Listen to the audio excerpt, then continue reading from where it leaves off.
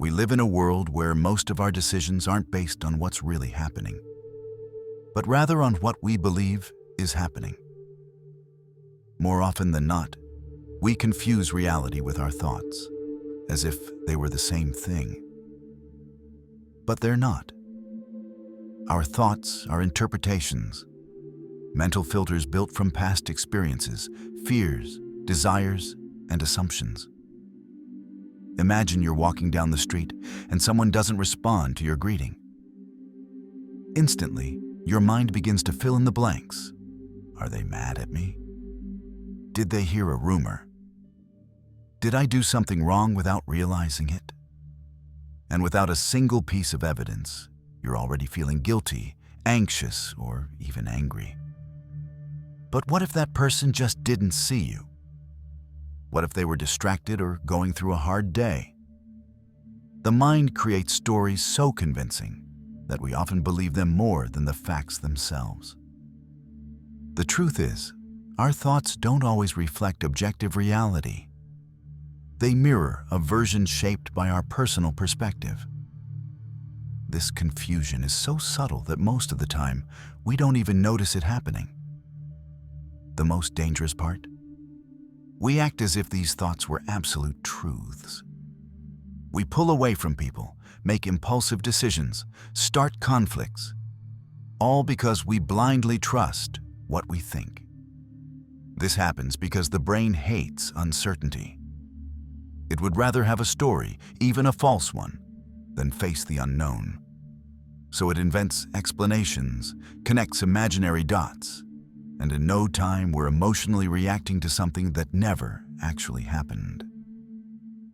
The mind doesn't clearly distinguish between imagination and reality, and unless we stay aware, innocent thoughts can turn into painful realities, simply because we never questioned them. Alan Watts was one of the key figures responsible for introducing Eastern philosophy, especially Zen Buddhism, Taoism, and Hinduism, to the Western world in an accessible, provocative, and deeply transformative way. Born in England in 1915, Watts had a strict Christian and academic upbringing, but from a young age he showed discomfort with the limits of Western logic and the rigidity of traditional religious institutions. He often said that we confuse the map with the territory. That is, we mistake concepts for reality. To him, concepts are useful tools, but they become dangerous when we believe they perfectly represent what truly exists. Watts emphasized that everything we think, label, or explain is only a description, not the thing itself. When you look at a tree and call it a tree, you're not truly seeing the living being in all its complexity. You're just seeing a mental symbol, a simplified idea that stands in for the real thing. The name, the concept, is like a label stuck onto a living presence. And when we cling too tightly to these labels, we lose touch with the essence of what's right in front of us. Watts warned that once we name the world, we stop feeling it directly. We start living in words, not in experience. His view becomes especially powerful when we think about how often we're trapped by fixed ideas about ourselves and others. Saying, "I'm anxious," "she's difficult," "that's impossible."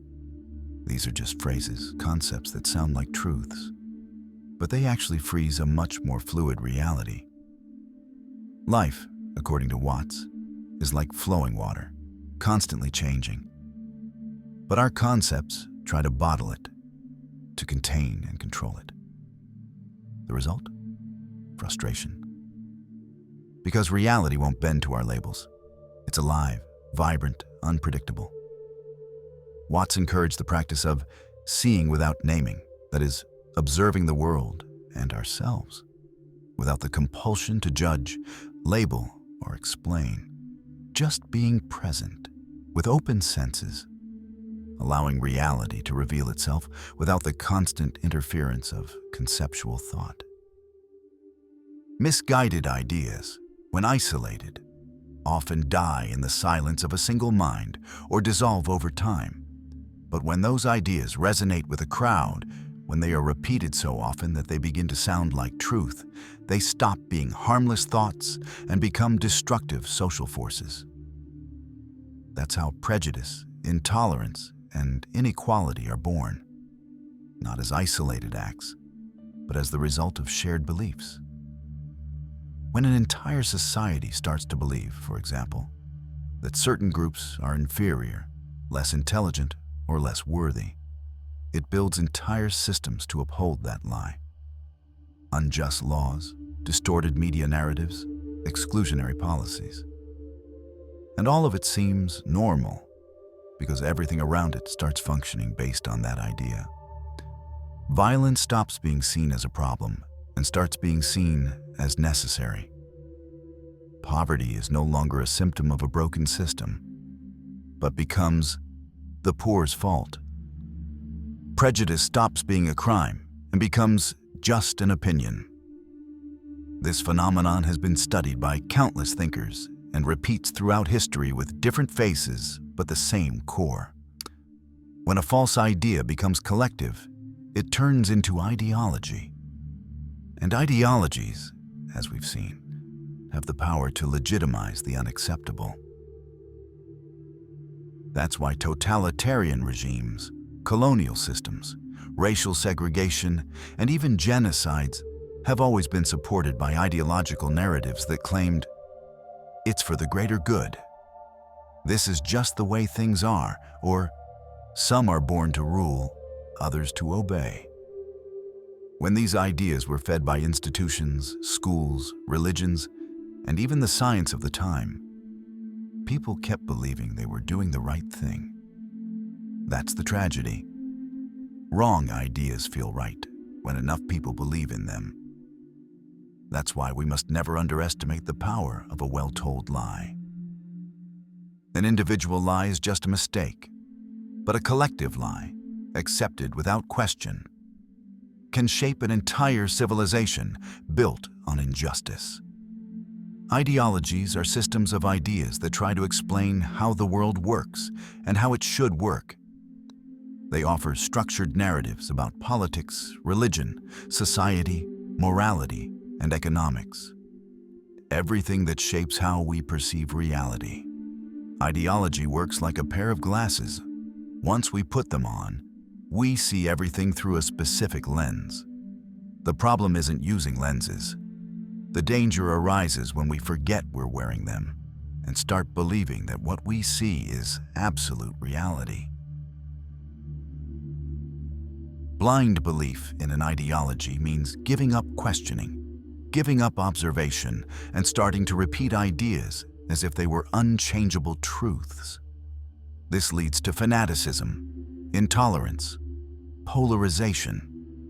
As George Orwell warned in his remarkable novel 1984, ideologies not only shape how we see the world, but they can also be used as tools of domination when embraced without critical thought. In his story, Orwell describes a totalitarian regime where the state controls not only people's actions, but their thoughts as well. Words are eliminated, vocabulary is reduced, history is rewritten, all to ensure the official ideology remains unquestioned.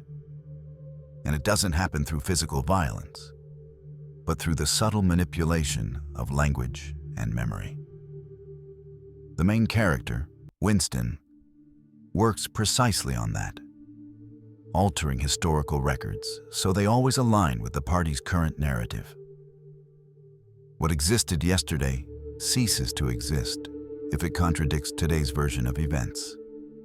Truth becomes malleable, shaped by power's agenda. When we follow an ideology without reflection, we give up the ability to question.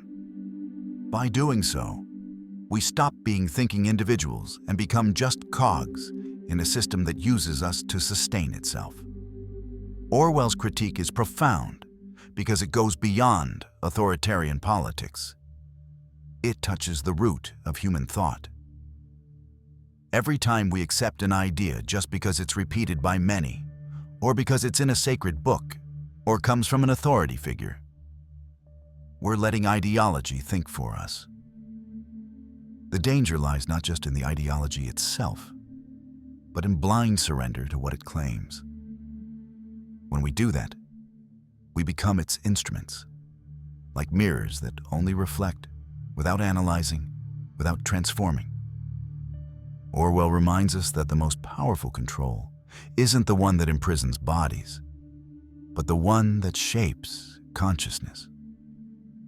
And that control installs itself slowly, almost invisibly, when we stop questioning what we hear, what we read, what we repeat. Freedom of thought requires effort and discomfort. It's easier to follow the crowd, repeat slogans, live inside ready-made conceptual boxes. But those who live this way live asleep, and those who are asleep never realize when they're being manipulated. Hannah Arendt, in her monumental work, The Origins of Totalitarianism, gave us one of the most powerful analyses of how ideologies taken to the extreme can justify the worst atrocities in the name of a supposed greater good. She explored in depth how regimes like Nazism and Stalinism didn't arise from nothing, but were built gradually, fed by ideas that initially seemed to promise order, justice, or progress. These ideologies offered simple answers to complex problems. They blamed specific groups, erased nuance, and promised a glorious future if everyone submitted to the plan. And what Arendt revealed, in chilling detail, is that within these totalitarian structures, anything that didn't serve the ideology was discarded. Ethics, truth, empathy, individuality. The ideology became so absolute that any act, no matter how cruel, unjust, or inhuman, could be justified in the name of that ideal future. Mass murder, persecution of minorities, silencing dissent, all were permitted, as long as they served the logic of the dominant ideology. Arendt's warning is especially powerful because it shows us that totalitarianism doesn't begin with tanks on the streets or blatant censorship. It begins with ideas, with the habit of accepting narratives without questioning, of dividing the world into us and them, of reducing human beings to mere cogs in an ideological machine. When a society gives up critical thinking and hands over its freedom of judgment to a system that promises all the answers, it sets itself on a dangerous path. Arendt also highlighted an even more disturbing aspect: the banality of evil. She observed that many of those responsible for the worst atrocities weren't sadistic monsters, but ordinary people. Bureaucrats simply following orders within the logic of the system. In other words, when ideology replaces individual conscience, evil becomes routine, technical, without remorse. What her work teaches us is that freedom can only survive where thought exists, and thought only exists where there is doubt, where there's courage to say no, even when everyone else is saying yes. Friedrich Nietzsche was one of the fiercest critics of anything that stiffens human thought, and ideologies were at the center of his battle. For Nietzsche, ideologies are mental structures that reduce life's complexity to simplified formulas, absolute morals, and universal truths. He saw ideologies as a cowardly attempt to flee from chaos, doubt, and the uncertainty of living. Because life, according to him, is constant movement, transformation, and conflict between forces. But the human mind, frightened by this impermanence, invents closed systems to feel safe. Ideologies offer that comfort. They tell us what's right and wrong, who the villain is and who the hero is, what must be done and what must be avoided. Nietzsche denounced this as a form of spiritual weakness, a refusal to face reality as it is. Raw, contradictory, and without guarantees. He called it the morality of slaves, where the masses, unable to think for themselves, cling to inherited values and become obedient to ideas they never chose. For Nietzsche, blind adherence to any ideology, be it religious, political, or philosophical, is a kind of prison disguised as freedom. He saw it as a betrayal of humanity's potential to create new values, to think originally, to affirm life in all its diversity. When we follow an ideology, we stop thinking, we start repeating. And to Nietzsche, repetition is the opposite of living authentically.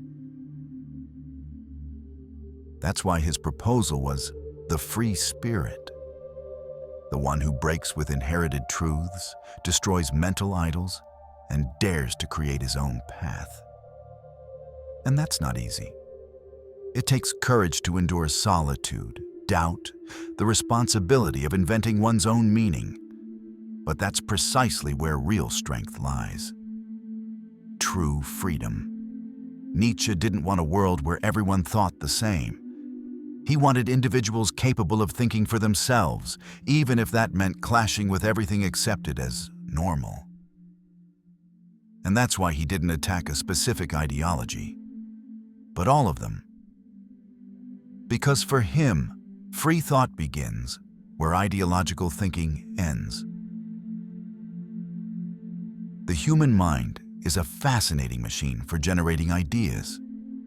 Every day we create concepts, beliefs, interpretations about the world, about others, and about ourselves. We build ideologies, theories, explanations, and this allows us to organize reality, give meaning to experience, and build civilizations. But there's a deep risk hidden in that creative power, the risk of blindly believing in the ideas we ourselves invented. When an idea is born, it's just a hypothesis, a try at understanding something. But over time, we start treating it as absolute truth. The more an idea fits what we want to believe, the more we cling to it, even if it lacks logic, evidence, or ethics. This happens with political ideologies, religious doctrines, and personal worldviews. When we stop questioning these mental constructs, we also stop evolving. We get stuck in ideas we now see as truth, repeating patterns that might have made sense in the past, but now only limit us. The mind then stops being a tool of understanding and becomes an invisible prison. That's why critical thinking is essential. We need to doubt, examine, deconstruct. No idea, no matter how popular, ancient, or comfortable, should be above reason. Any ideology that cannot withstand logical scrutiny, that ignores facts, that promotes hate, exclusion, or fanaticism, must be abandoned. Because when irrational ideas are accepted as sacred truths, we open the door to prejudice, violence, and inequality. History is full of examples where absurd beliefs became law, and those laws justified atrocities. Fanaticism doesn't arise from evil itself, but from intellectual blindness, from the refusal to ask, does this even make sense? That's why we must cultivate doubt as a virtue. We must have the courage to change our minds, to admit mistakes, to undo what once seemed right. Only then can we keep the freedom to think alive, not as an abstract right, but as a daily exercise in intellectual responsibility. Doubt, therefore, is the engine of free and creative thought. It strengthens us, allows us to transform and reinvent reality, while certainty limits us and keeps us from evolving.